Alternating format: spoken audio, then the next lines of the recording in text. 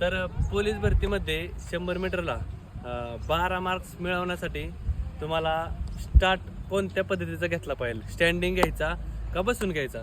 तर मी तुम्हाला सांगेल, स्टँडिंगचं कसं असतं, अचानक तुम्हाला सुटता येत नाही. जसं की आपण गाडीचं कसं असतं, पहिल्या दुसऱ्या तिसऱ्या असं घेरणीत जातो, तसं स्टँडिंगचं पण स्टार्टचं आहे. जर तुम्ही अचानक उभा असाल तर डायरेक्ट स्टार्ट मारता येत नाही. तेच जर बसून असेल तर स्टेप बाय स्टेप तुम्ही जाऊ शकता. आणि दुसरी गोष्ट म्हणजे स्टार्ट शिकण्यासाठी तुम्ही परफेक्ट अँगल असणं, गुडघ्याचं किंवा बसण्याचं, त्याच्यावरती पण डिपेंड राहतं.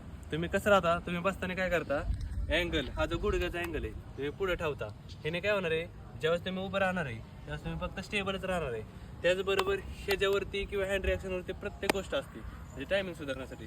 त्यामुळे तुम्हाला काय करायला लागेल, आता मी माप घेत नाही पण मला सवय लागली आपाप डिस्टन्स घेण्याची, त्याच्यामुळे मी डायरेक्ट टाकतो आणि माझा परफेक्ट अँगल बिंगल बाकीच्या गोष्टी राहतात, त्याच्यामुळे एकसारखी बॉडी स्टेबल राहते.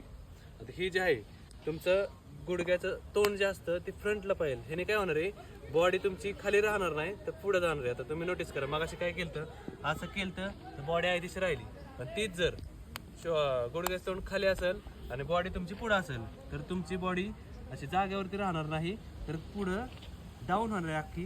ह्याच्यामुळे काय होणार आहे, पुढे झुकताय तुम्ही, म्हणजे तुम्हाला तिथंच कळतं की तुमचा फोर्स पहिला तुमच्या गुडघ्यामुळे तुमची डाऊन होती. मग त्याच्यावर काय घ्यायचंय, फक्त तुम्हाला पाय वाढायचा आहे. त्याच्यामुळे तुम्ही बसून घ्या, गुडघ्याचा अँगल किंवा बाकीच्या गोष्टींवरती पण फोकस करा, त्यावेळेस तुमचा स्टार्ट तुम्हाला सुधारेल.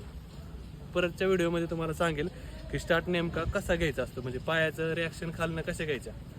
अशा टिप्ससाठी MK fitness club and career अकॅडमीला फॉलो करा. धन्यवाद.